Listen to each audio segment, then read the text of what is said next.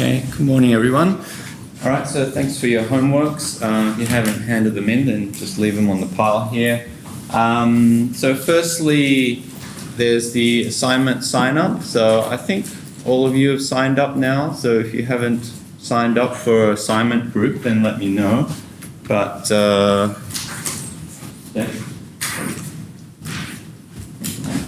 yeah, so the groups are like this. Yeah, like this. So I randomly assigned groups to dates. So if you're in this group and with the date as shown, then that's the day that you'll be presenting. So that's the day that you'll get up in front of here and then give your PowerPoint presentation of where you've got so far in your project. And so probably many of you will want to ask questions to me, you know, how to sort of go about looking into the research project. So please do so, you know, come to me anytime. I have got my office hours on Brightspace, and or you can just catch me after the lecture and then we can have a small chat. Okay, so, and by the way, yeah, so these quiz and midterm dates are just approximate. I haven't really set them yet, but that's usually when they are typically. Okay, so any questions on the assignment? No. All right, then let's continue on. Sorry, I think November 21st is November, sorry, which one? November 21? Yeah, right, okay, so yeah, so the quiz dates, I didn't really update it. I mean, I looked at all the assignment presentation dates and made sure that they are actually on schedule. There's actually one day which is a Sunday, but that's a make-up day for holiday, so it goes on a Tuesday schedule, so that's why it would be like that. The quiz and the exam dates are just approximate at this point.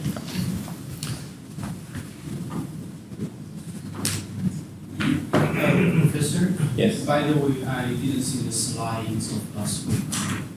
I just uploaded it yesterday, Yes. and it's in the assignment section. I don't really know how to use Brightspace very well. I'm not sure where you're supposed to just upload some materials for the course.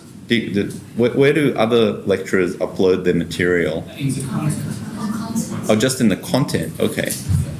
Like just as a post? Like you write a post and then you attach a document like that? Okay. Okay, well, maybe I'll do that in the future, but I think for now, you can just find it there.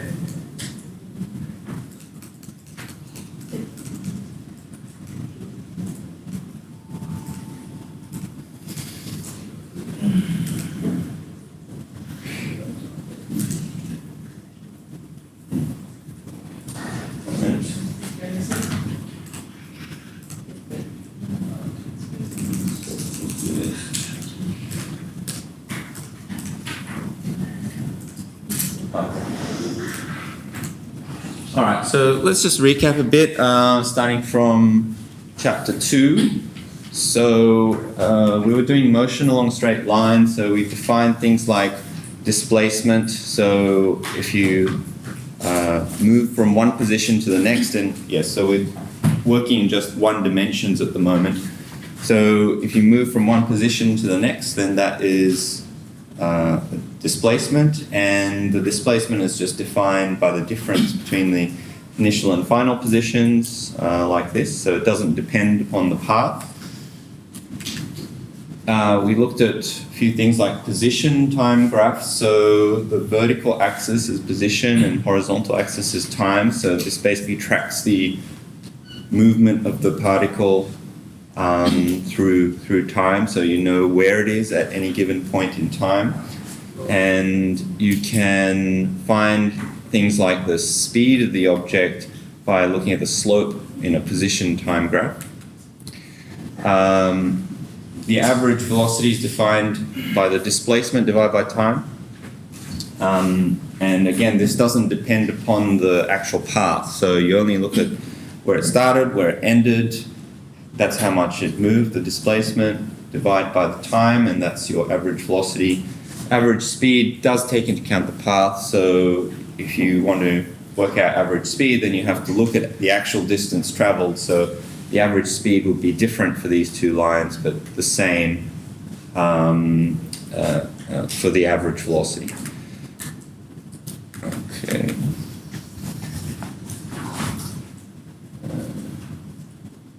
Okay, now it's going. Instantaneous velocity you define with respect to the derivative. So you take the derivative of the position, time, trajectory. Acceleration, it's very much like the relationship between velocity and position. So you're taking a derivative to go from position to velocity, and then to go from velocity to acceleration, you take another time derivative.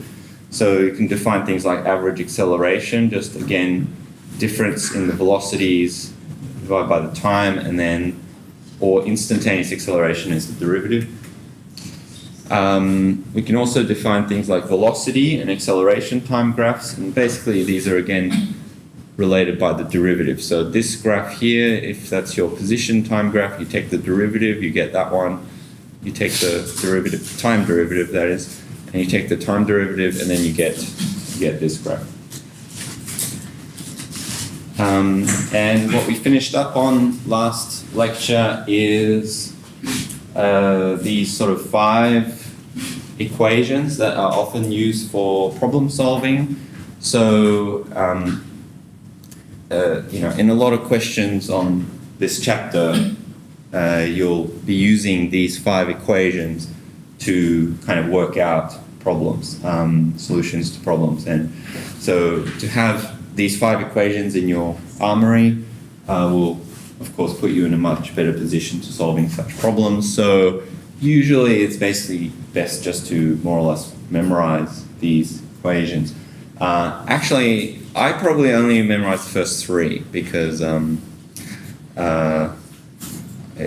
physicists are notoriously bad at remembering things, and I got into physics because, I like science generally as a kid, but I found the chemistry there's too many things to remember. Biology there's too many things to remember. The physics I can get away with not remembering a lot. So that's actually part of the kind of philosophy of how you do physics. You sort of boil everything down so that there's a central golden undeniable truth, and then from that you're supposed to spawn everything around you. So that's kind of like how you think as a physicist. And so for me, remembering the first 3 equations was kind of enough, because you can get basically these other equations.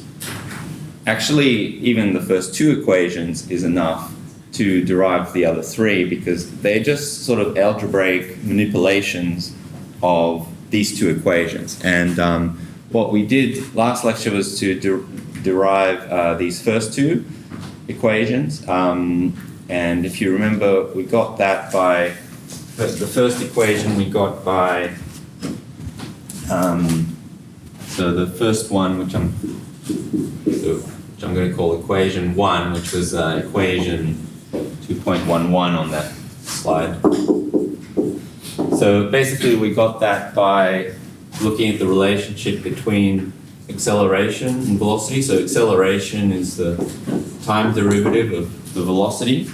And so if you integrate this equation, basically velocity, that means velocity is the integral of acceleration. And we're looking at a constant acceleration case, so that can come outside the integral. And then basically this integration is just t plus a constant, so at plus a constant, and then this constant you can work out from the initial conditions of the initial velocity. This is the initial velocity. Likewise, equation 2 we got by, so what is this? Equation 2.15 in the book. So again, its position is the derivative of, wrong way around. Velocity is derivative of position, So if we want to work out this, then you integrate that. So basically you put in equation 1 into here. So you stick that result, the V equals V naught plus AT into there. And then when you integrate once, you'll get V naught T because the first term that's a constant. And then the AT you need to just integrate that, half AT squared. And then again there'll be a constant, integration constant, and then that is your initial position. So that's basically how we got those. And the other three are just elimination of variables. So just use these equations and then eliminate certain variables. So let's go through the other three.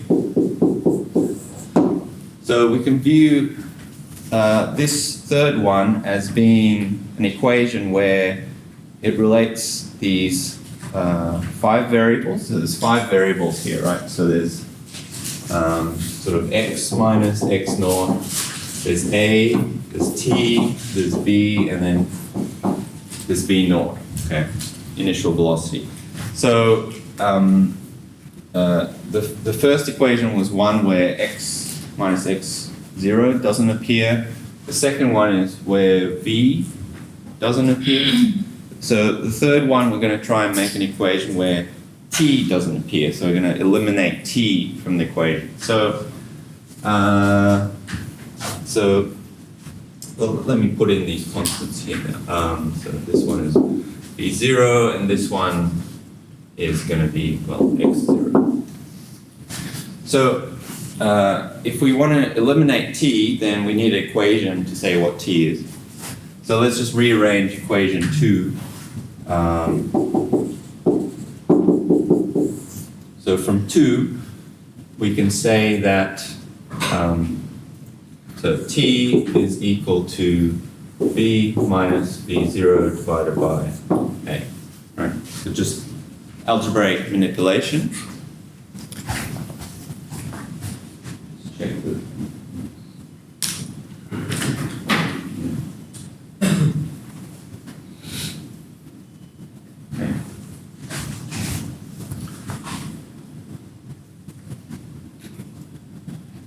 and then we're going to basically put that into equation 2 so as to obtain an equation that doesn't have t in it. So we're going to put that into equation, well, this one, put that into equation 2. So we've got x minus x naught is equal to v naught minus v naught divided by a plus half a. Got to square this thing.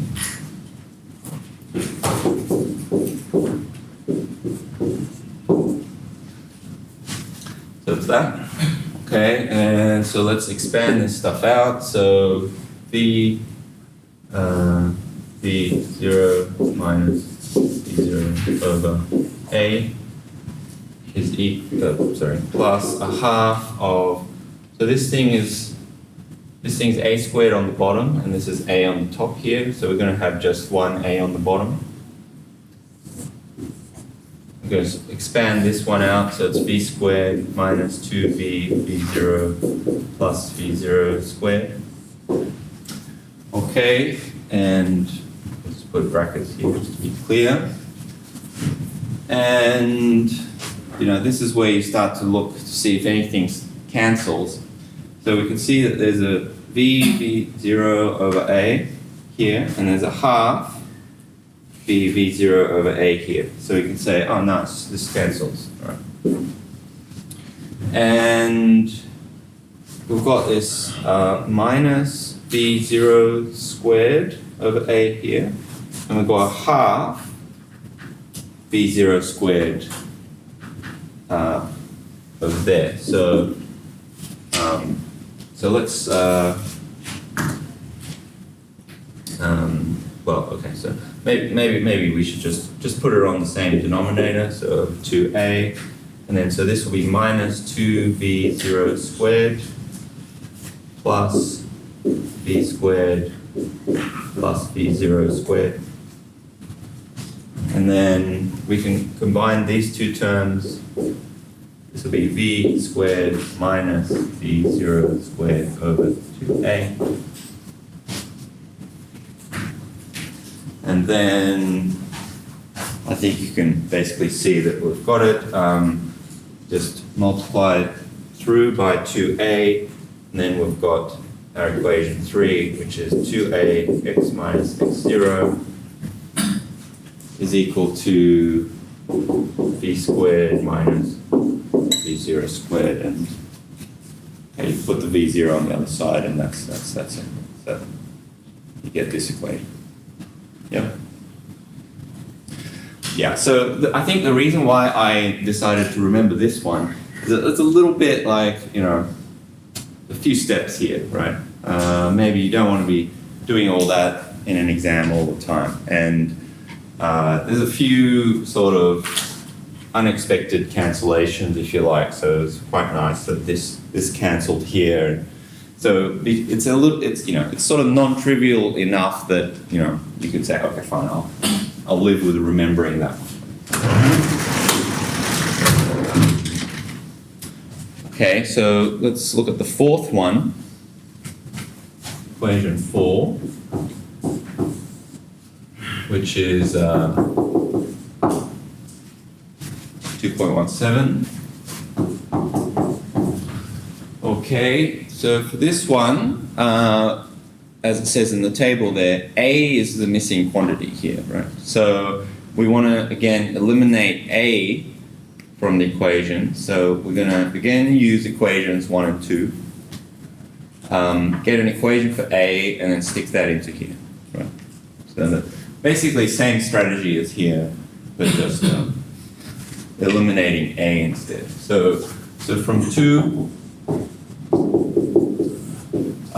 we can just rearrange that equation up there so that, well, this one even, so that A is equal to V over V0 over T. And then we're going to stick that into here. So, and then put into, sorry, from 1, right? There's 1.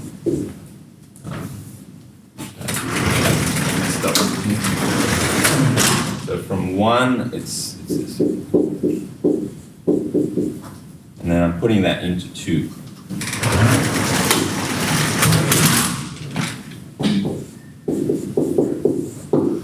So put into 2.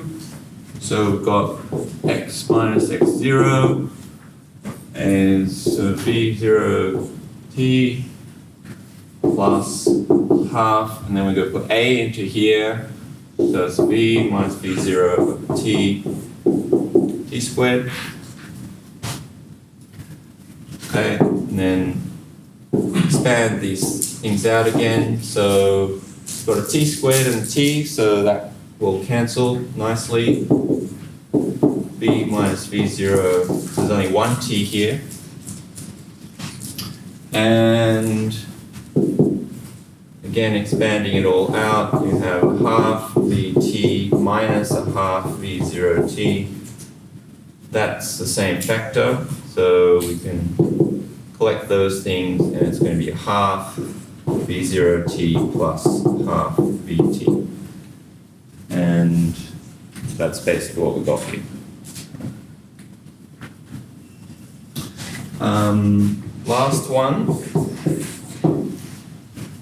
Last one, so we need to eliminate V0.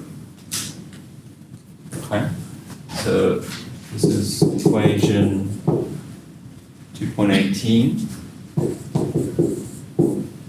So again, from 1, V0 is V minus AT. Actually, this last one, you know, I think I don't even remember doing it until I started teaching this course. So I don't know.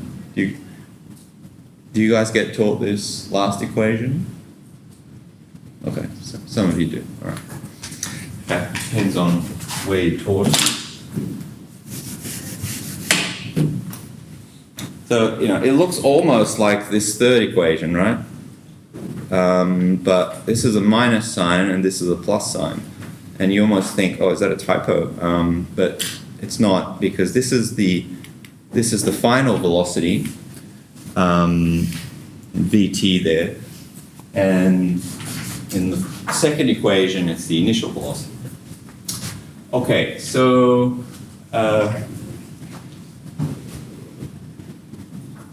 yeah, so again, I guess we can just follow the same strategy, put into might be a simpler way actually at this point.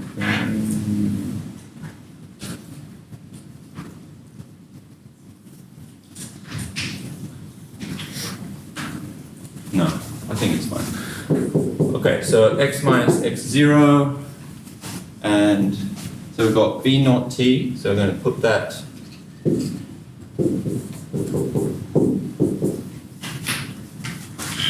plus at squared. Expand this out, so now we've got vt minus at squared plus a half at squared. And you can see that these factors are the same, so it will be minus a half at squared. Okay, so you can see that these last three are just, algebra.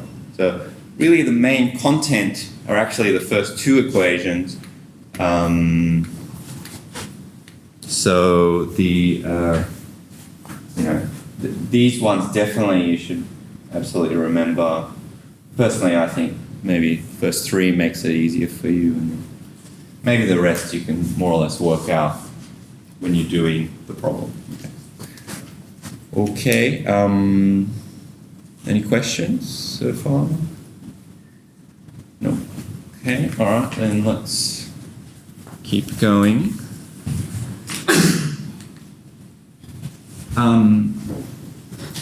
And we'll do maybe a couple of examples in the next slide. But the reason why this is such a classic kind of set of equations and set of problems that are given to you is basically because it's a very familiar case to us, in fact. So to have this particular case of a constant acceleration, this is exactly the case that we experience every day, which is that it's the equations that determine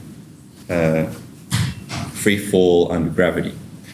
So probably all of you know this, but if you're near the surface of the Earth, the gravitational acceleration of when you release something that falls is generally a pretty uniform constant of 9.8 meters per second.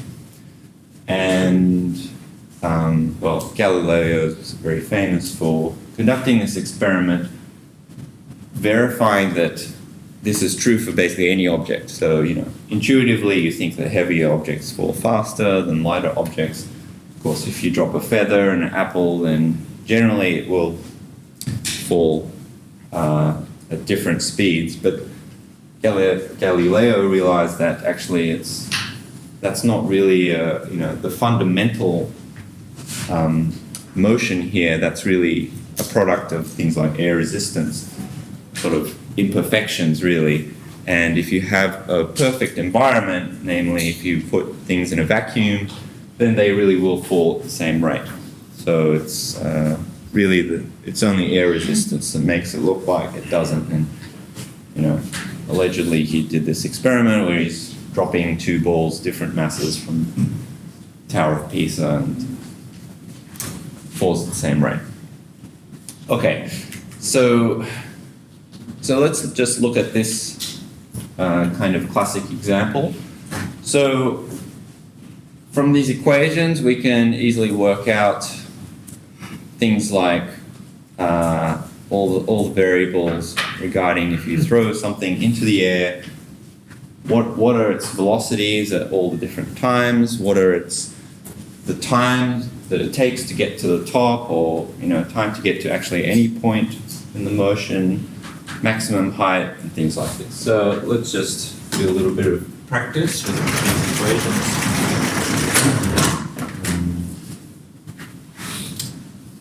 Okay. Well, you can always rewrite it, I suppose.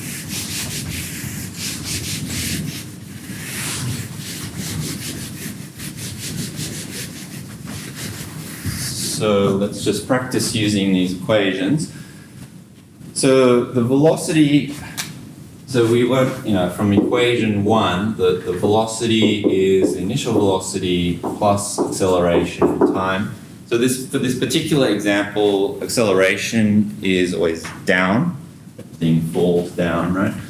So acceleration is going to be minus g. So obviously, for this particular case, the velocity will have an equation like v0 minus g. So v0 is just initial velocity that you're throwing the ball up, and the time is the time after you release the ball, and that's gravitational acceleration.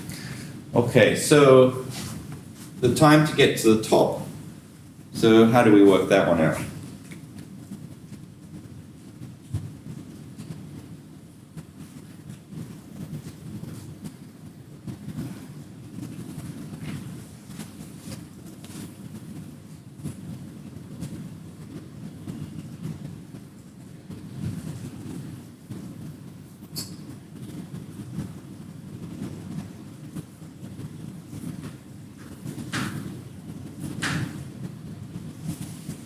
Like, what equation do we use and what do we do with them?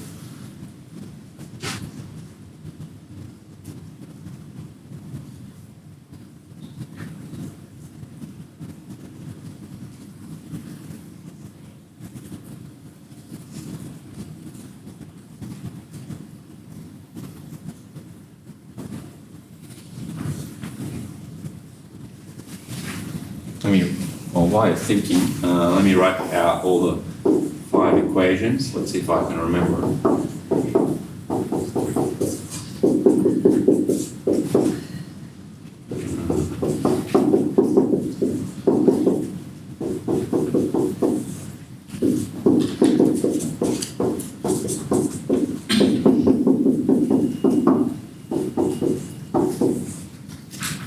I can't remember the rest. Third one was the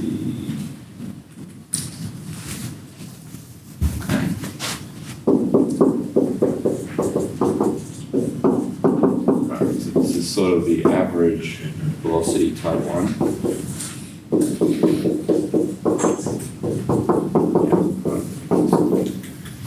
Okay, so we've got 5 equations.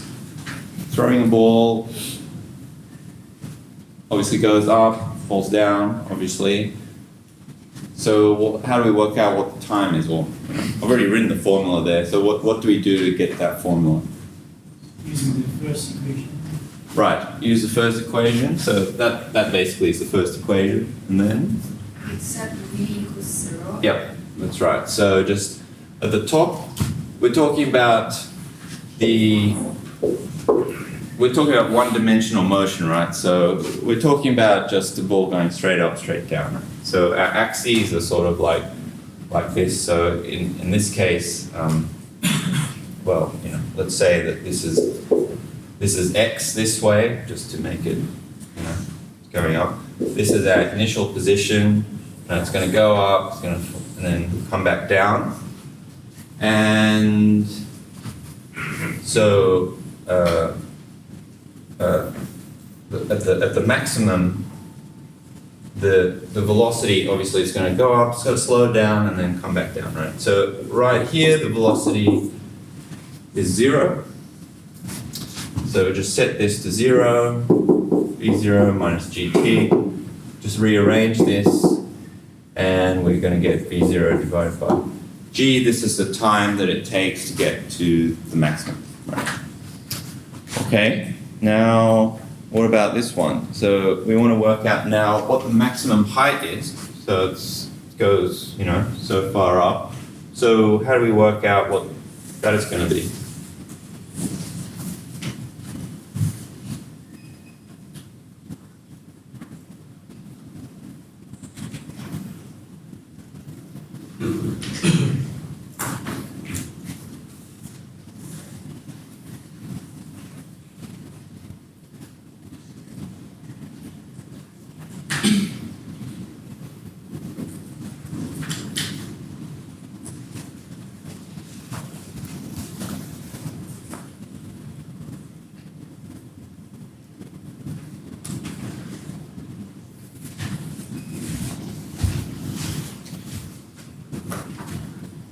Everybody?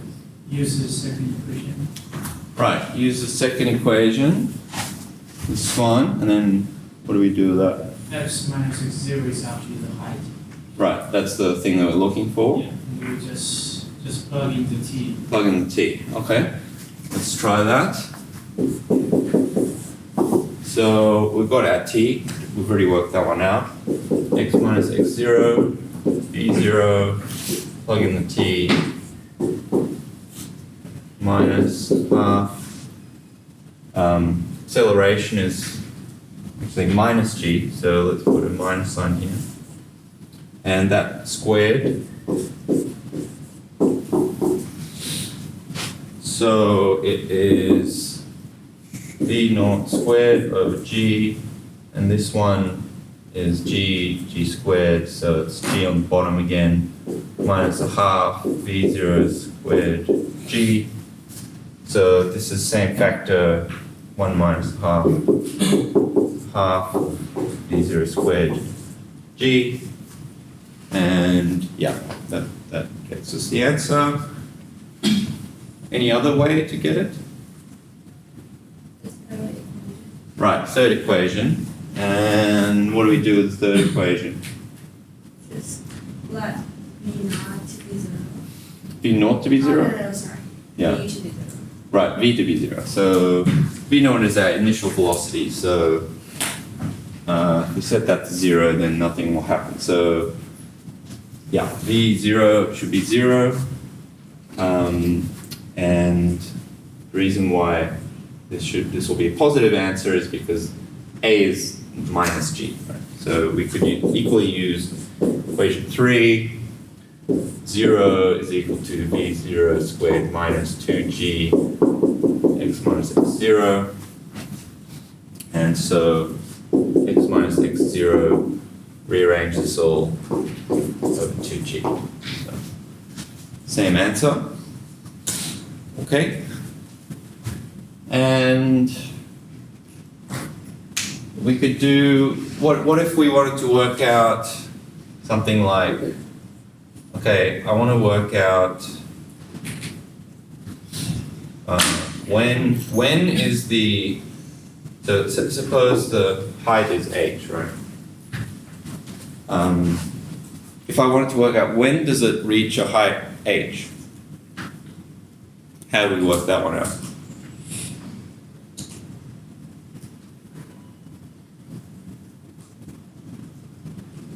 So you're actually given the height, but you need to work out when it happens. How would we work that one out?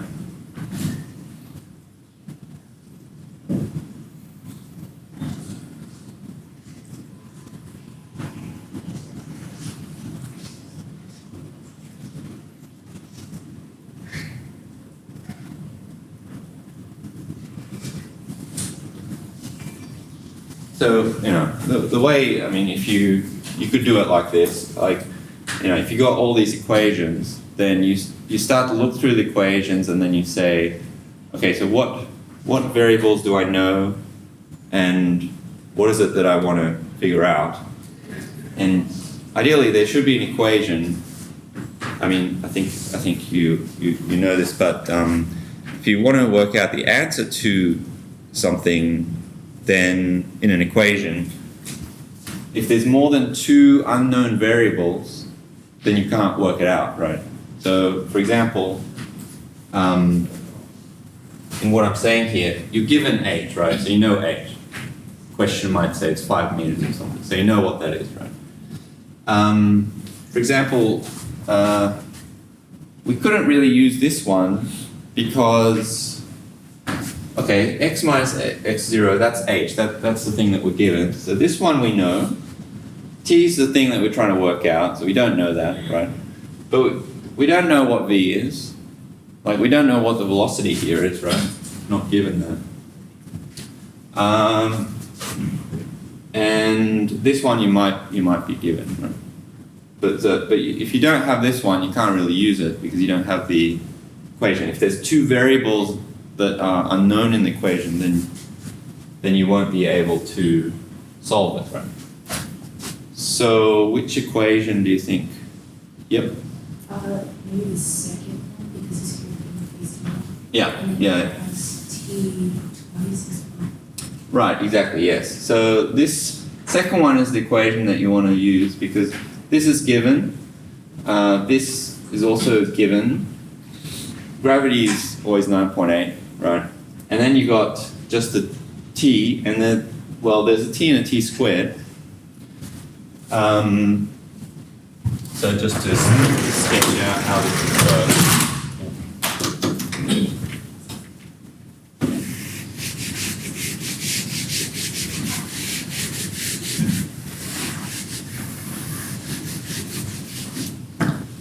Yeah, so we say we're given h, well, acceleration, which is minus g, and the initial velocity. Yeah, I think the reason why I never remember 5 is that often it would be a pretty unnatural question when you're actually not given the initial velocity. Usually you're kind of given the initial velocity because, well, that's usually the variable that you usually should know, right? Like if you don't even know the initial velocity, so number 5, it would be a kind of a strange situation where you know the final velocity, but you don't know what the initial velocity is, right? It's a little bit of a weird setup. That's why it's probably not quite as useful as the other one. So we're given the initial velocity. So and then we use number 2. So we've got h.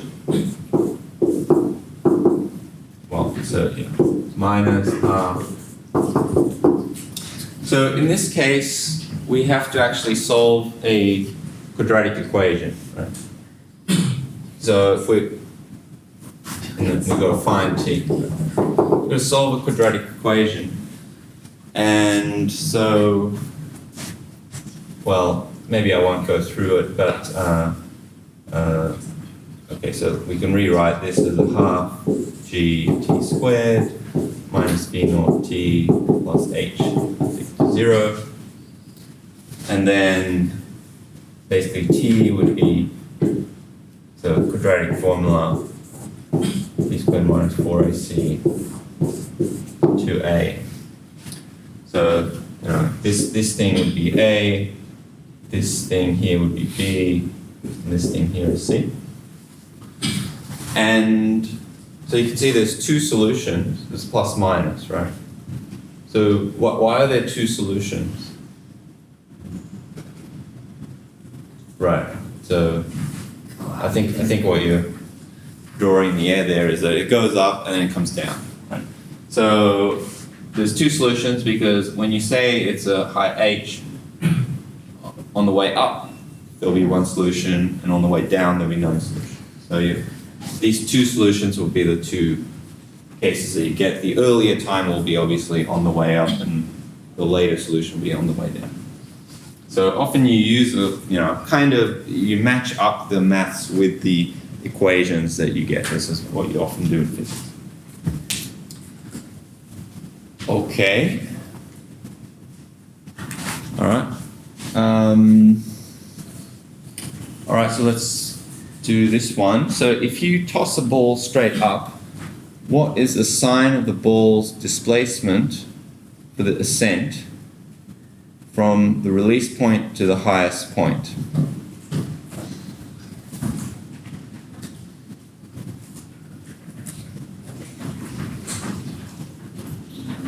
So what do you think for A? Question, part A.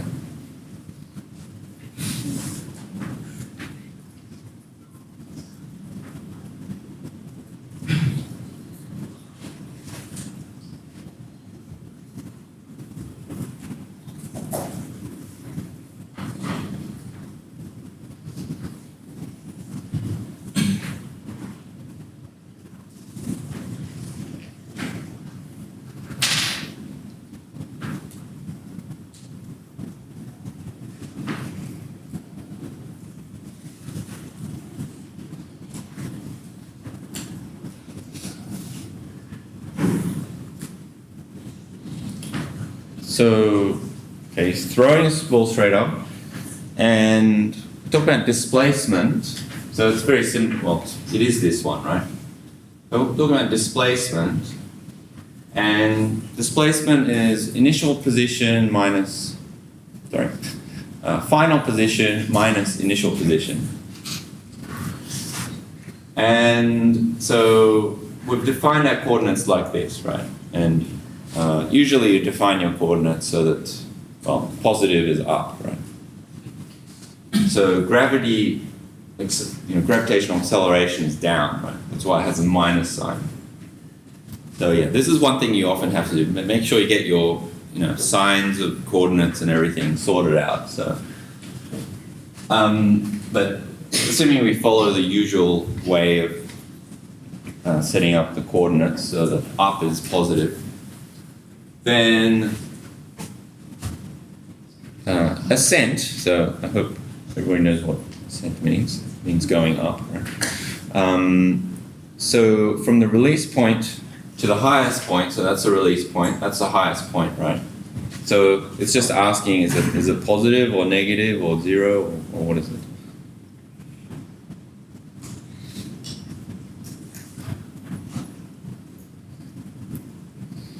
I think you guys are thinking about it too much or getting paranoid. So is this a positive displacement or is it a negative, like from here to the top, right? From here to the top. Is it a positive displacement? Which is the positive? Yes. So as I was just saying, if we normally set up the coordinates, so up is positive and down is negative. So is this displacement positive? It's not a trick question. Yes, it's positive. Okay, all right. Yeah, so I think slowly, I think you guys are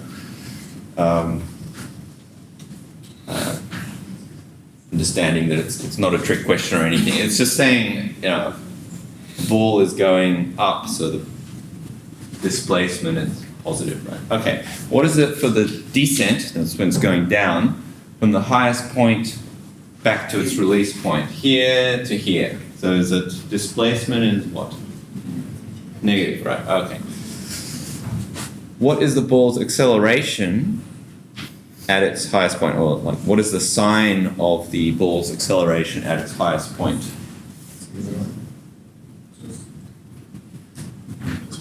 I think I heard some mixed answers. So acceleration, right? So it's not velocity, yes. The minus, yes.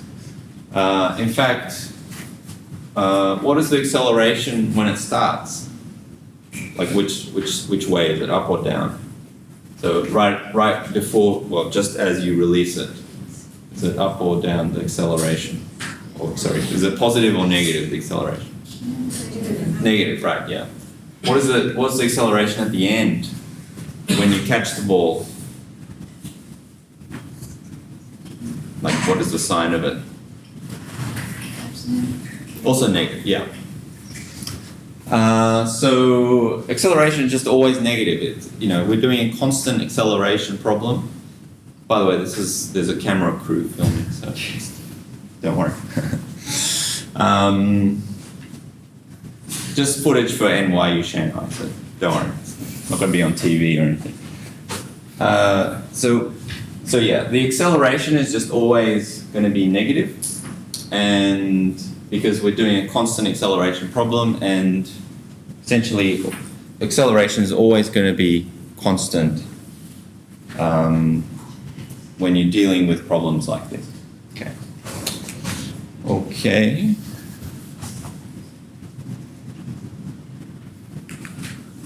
Right, and I think we've already more or less alluded to this, but we can invert these equations so that we can get a relationship of the velocity from the acceleration or the position from the velocity, right? So this is basically the same as saying acceleration is the derivative of the velocity, and this is basically the same as saying the velocity is derivative of the position.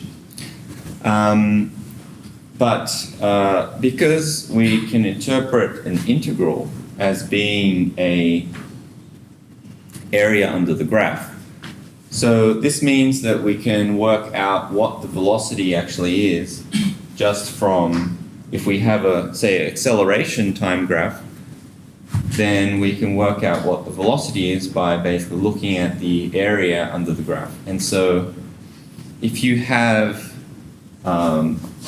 two velocities, right, and if you want to work out the change in the velocity of these two variables, then what you can do to work that out is to basically work out what the area under the curve is starting from the time of the say the initial velocity here and to the time of the final velocity. So if you work out what the area is here, then that is basically the difference between these velocities here. Likewise, if you now have a velocity time graph, so you have the relationship between how the velocity changes over its trajectory, then because we can invert this relation we have the relationship between the velocity and the position, like this, then if you find the integral under the graph here, then you'll also find the difference in the positions, which is also known as the displacement. Okay.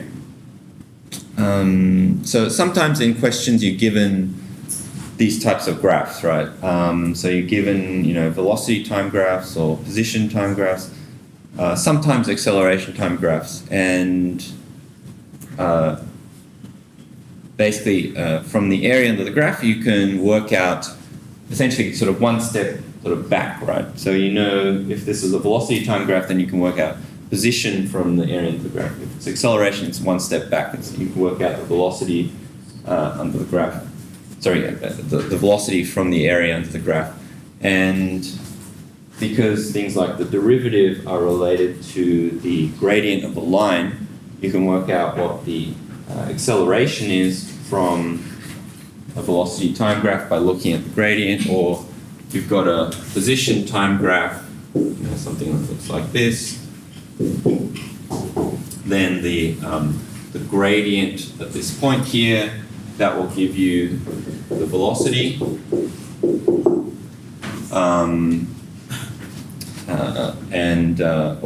In this case, the area under the graph doesn't really give you any other kind of quantity. It sort of becomes a total distance traveled, but for the velocity, this is why the velocity time graph is especially useful, because the derivative gives you the acceleration, and then the area gives you the position, right? So you can sort of get all the important quantities from it just by either taking a derivative or doing an integration. Okay, that makes sense? Okay, then... Okay, so let's try this question. So in this figure here, cream tangerine, doesn't matter, it's just some object, is thrown directly upwards past three evenly spaced windows of equal heights. Okay, so like a building here, and then you're throwing something past these three windows. rank the windows according to A, the average speed of the cream tangerine while passing them, B, the time the cream tangerine takes to pass them, C, the magnitude of the acceleration, and D, the change in the velocity, or the change in the speed of the cream tangerine through the passage greatest burst. Okay, so maybe let's try A first. So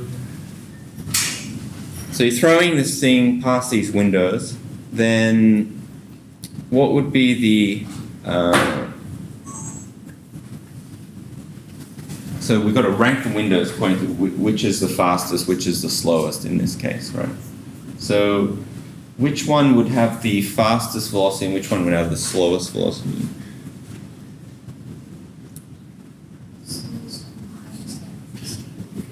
Sorry? The fastest beginning velocity and the lowest velocity, highest velocity. Right. Okay. And why is that the? Because the sample is active and the velocity is just decreased. Right. Yes. So when you first throw it up, it's got fastest velocity. And just like here, when you throw it up, it is always kind of slowing down as it reaches its apex, right? And then as it falls, then it starts to get faster and faster. But in this case, we're just talking about when it's going up, right? Okay, so 3 is the fastest, 2 is the second fastest, and 1 is the slowest, yes? Okay. Okay, so what about B, the time the cream tangerine takes to pass them?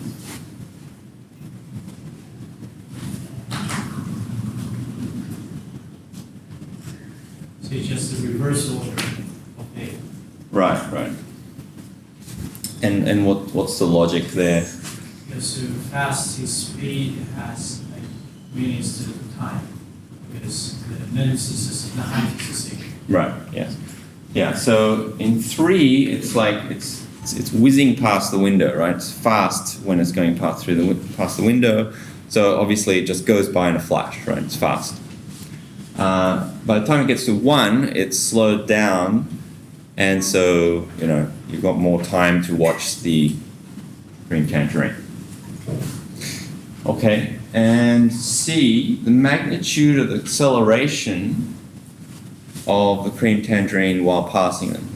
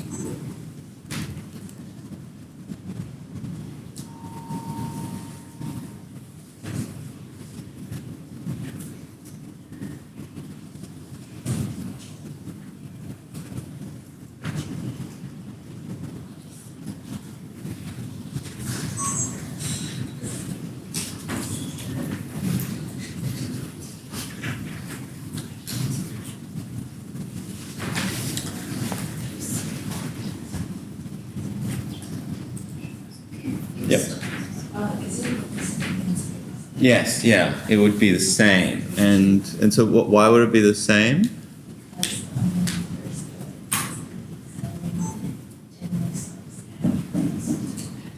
Okay, yeah, right. So it's just like what we were saying before, that the gravitational acceleration is just always constant in these problems. Okay, so the magnitude of the acceleration. In fact, I think without just talking about the magnitude, even the magnitude and the sign of the acceleration will be always exactly the same. But what about D? So this is maybe one that you need to think about a bit more. So the change in velocity or speed of the cream tangerine during the passage.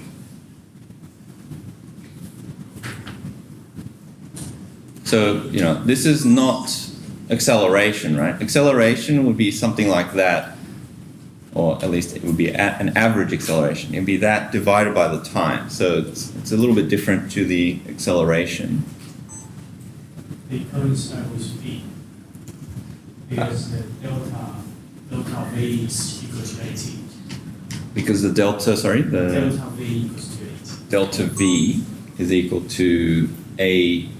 T. A remains the same and only T. Oh, I see. So you're using like the first equation? Is this what you do? Yeah. Okay, so you're saying delta V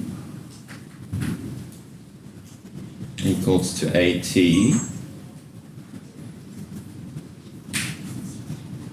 Just trying to understand your logic fully. So, I mean, equation-wise, yes. So delta V, so you know, there'd be a change in velocity, but then the time that you'd have to take would be the, oh, I see. So your logic is that because you worked out in B that the time is, it's the fastest on the, or the least on the bottom and the most on the top, and then from the acceleration, yeah, so you basically invert.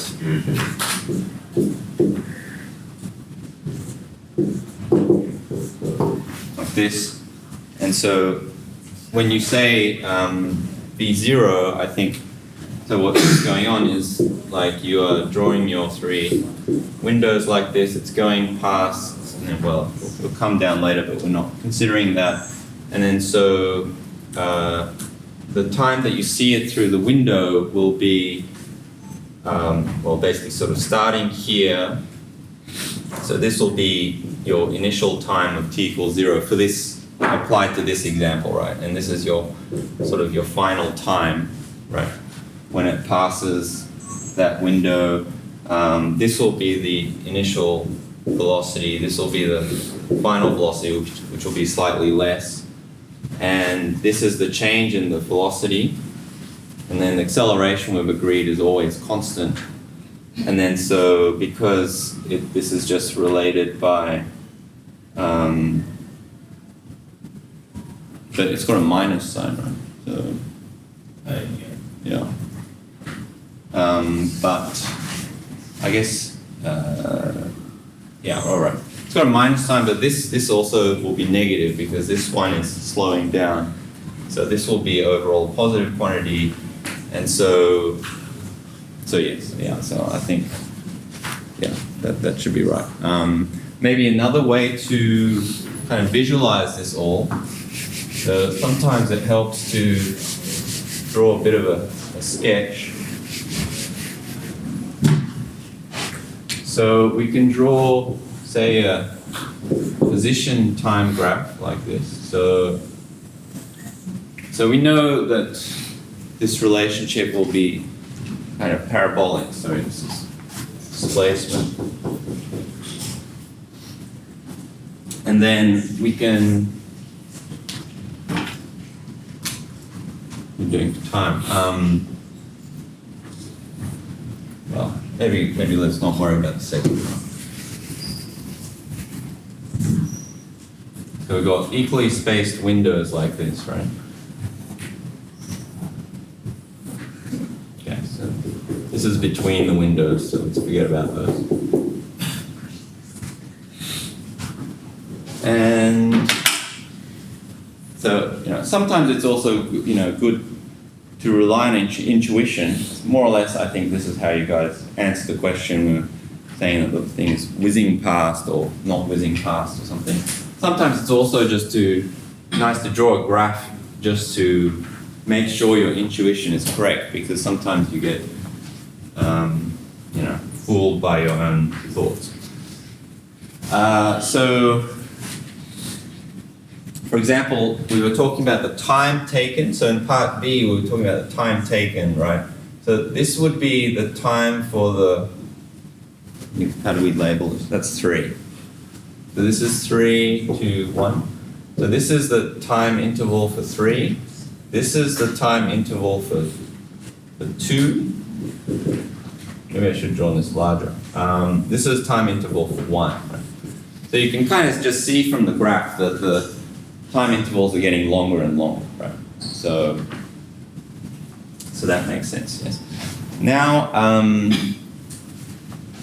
if we draw on the same kind of time scale, the velocity. So we know that the velocity is, starting out, velocity is the derivative of this graph, right? So what does the velocity time graph kind of look like for this? How do we sketch a velocity time graph? Yeah. Right, yeah. So it starts out large, right? And it's going to slow down, right? Yeah. So it's going to look something like this. Maybe, okay. So not too bad. Okay.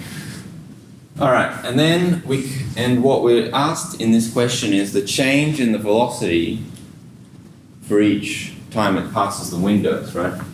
So we can sort of extend these lines like this. Okay. And the change in the velocity is going to be something like this, right? So this is the change in the velocity 3, this is the change in the velocity 2, this is the change in the velocity 1. Right, and you can kind of just see from this graph that, so because we know that the times that it passes the windows will be largest for the top window rather than the lowest window, and because the velocity has this straight line kind of relationship, then the change in the velocities will be sort of proportional to it. Basically what, sorry, what was your name? Patrick. Patrick, yeah. Okay. Basically what Patrick said, but just sort of in graphical form. Okay, good. All right.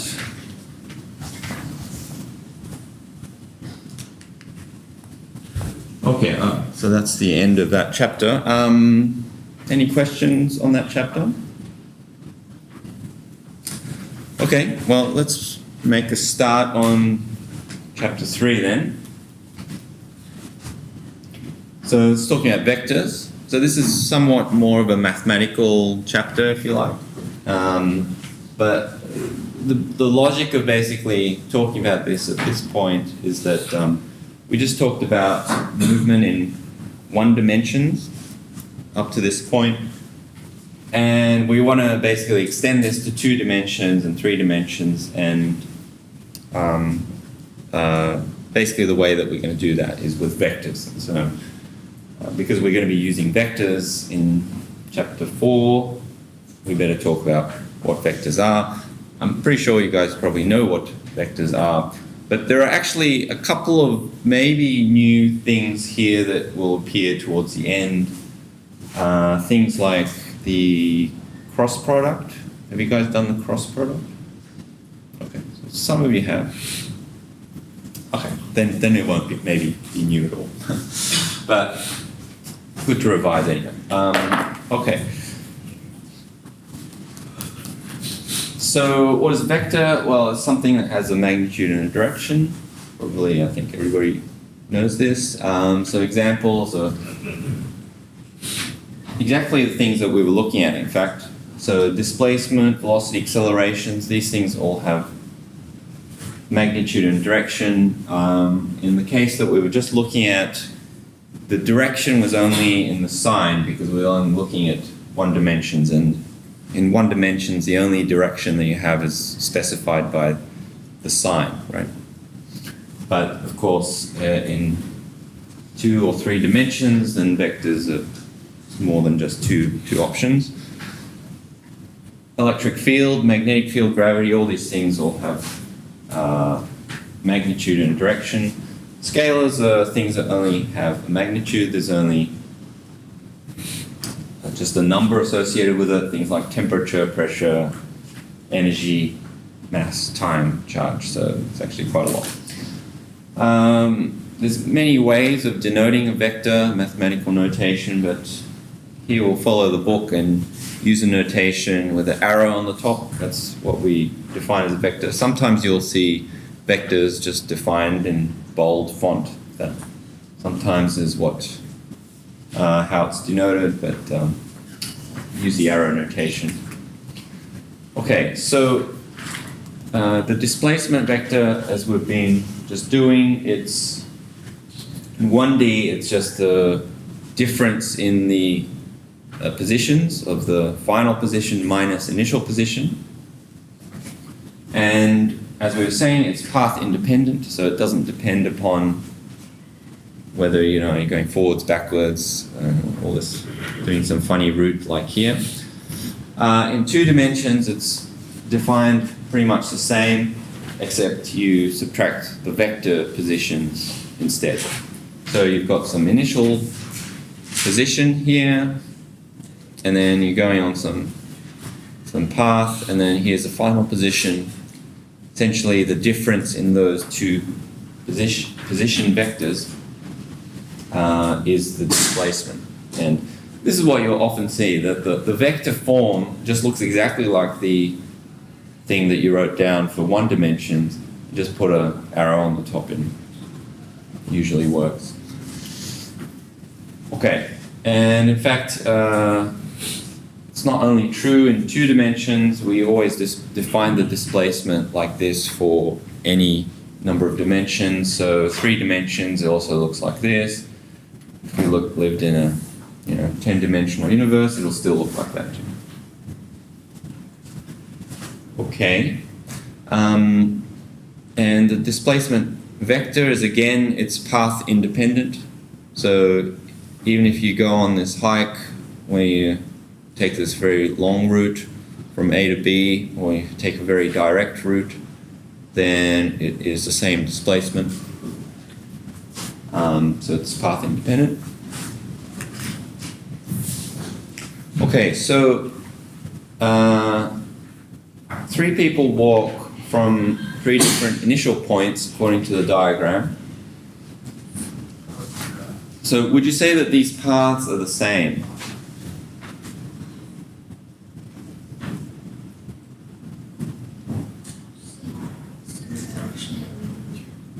Yes, same direction and magnitude. That's correct. But in terms of this question, if you say, are the paths are the same?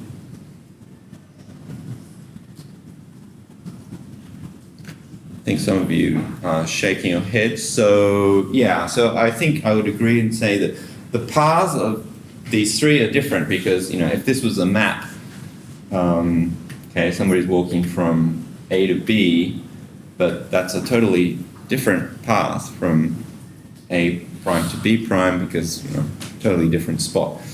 But if you're saying that the vectors are the same, are they the same? Yeah. So in terms of the vectors, and perhaps I should have said just displacement, just to clarify. If you said, are the displacements the same? Well, yes, they are the same, despite the fact that they are traveling physically different trajectories.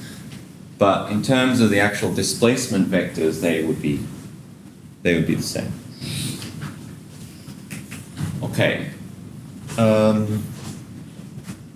So this is how you add 2 vectors. So we defined the displacement as the difference between the vectors, but didn't really define what it means to add or subtract vectors. But probably, I think most of you know this, but if you go from A to B, and then B to C. Basically, the rule is that if you're adding vectors, then you add the vectors head to tail. Right? So adding two vectors A and B, you get another vector. So adding two vectors gives you a third vector.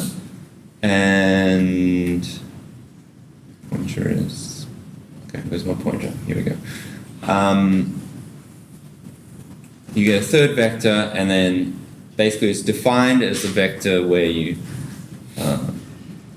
combine the vectors head to tail, and the resultant vector is the vector from the initial position to the final combined position.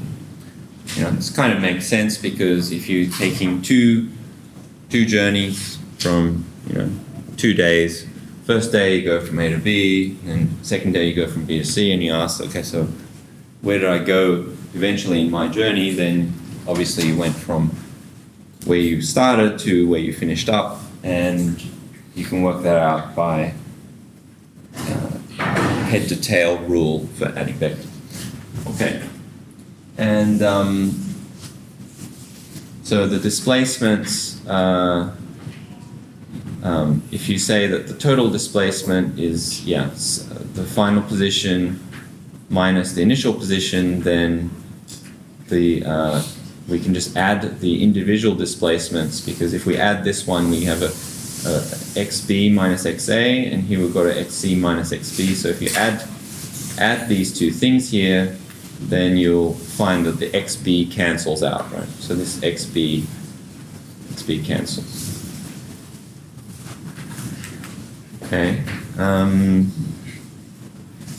Maybe this is where we finish up, but components of vectors are basically the projections of the vector on a particular axis. So we've got a vector here, A, and usually what you often do is you have a coordinate system set up where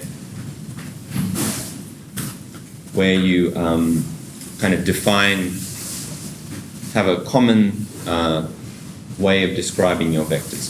So if you got a vector here, then if you project that vector, sort of cast a shadow, if you like, of this vector onto the axes, then you'll get some component which will be just given by trigonometry. So A is the length of the vector here, and then the cosine times theta of the angle will give you this component. A sine theta will give you the vertical component. And these two numbers are coordinate representation of the vector. And often you kind of think of the vector almost in terms of these coordinates. At least this is how you sort of taught often in high school. So we can use these coordinates and we can relate it back to the total length and the angle, just using, again, trigonometry and Pythagoras' rule.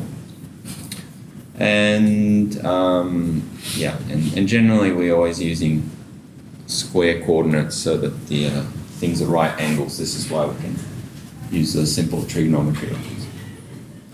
Okay, so I think we'll just leave it there, and we'll continue off with that next week. Okay, see you.